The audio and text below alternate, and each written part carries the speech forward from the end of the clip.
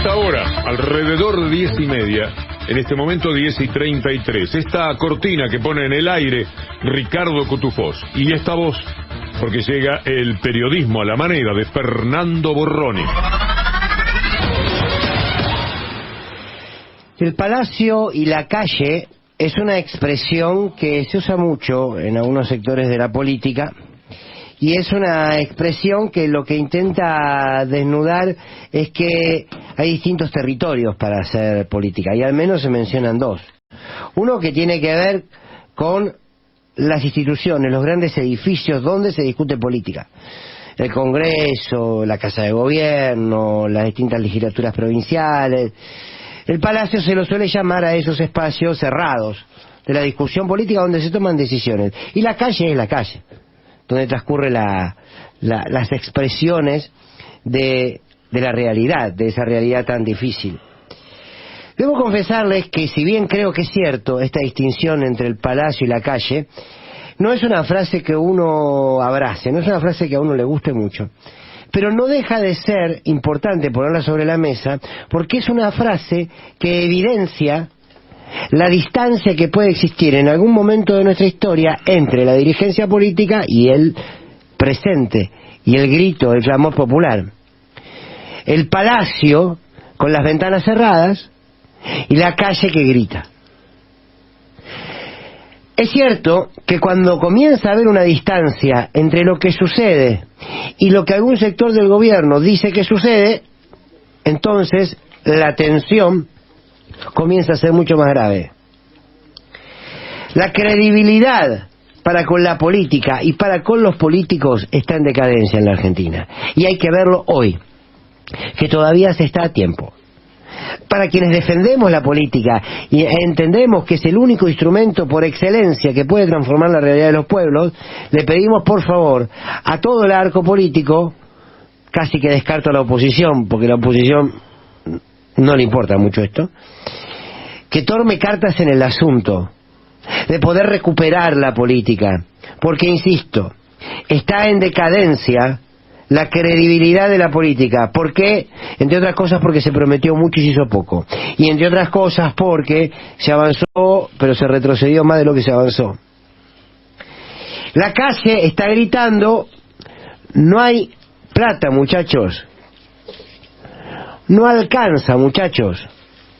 Los grandes índices de la economía no entran a la cocina de mi casa. Eso grita la calle. Y en los palacios a veces hay discusiones que nos podemos dar desde los medios porque es parte de nuestro rol, pero parece que hay discusiones que los encierran en sí mismos y que no escuchan esos ecos y esos gritos callejeros. Es muy difícil entender por qué ayer los grupos, los movimientos sociales y grupos piqueteros que aún siguen acampando en la 9 de julio, ahora va a empezar la marcha, no fueron atendidos por el ministro de Desarrollo. Por ejemplo, no lo entiendo. El proceso de despolitización, sumado a una crisis económica y social, es peligrosa, ¿eh? Ojo. Ojo. Si la desesperanza, la falta de pan, la falta de credibilidad, las discusiones políticas, puertas adentro del palacio y los gritos de la calle queriendo ser silenciados por frases rimbombantes en la televisión, ojo que termina mal, es dinamita, ¿eh?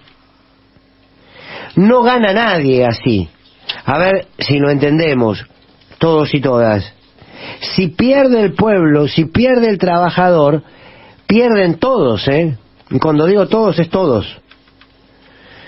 Ante esta realidad, que algunos sectores sigan pidiendo moderación o sigan diciendo que la manera de salir de esto siendo moderados, uno sigue insistiendo que es un error, porque el hambre no modera, porque la falta de trabajo no modera, porque los empresarios no son moderados cuando se llevan la plata afuera, cuando no pagan los salarios que tienen que pagar y cuando aumentan los precios. Los formadores de precios no son moderados, la sociedad rural no es moderada.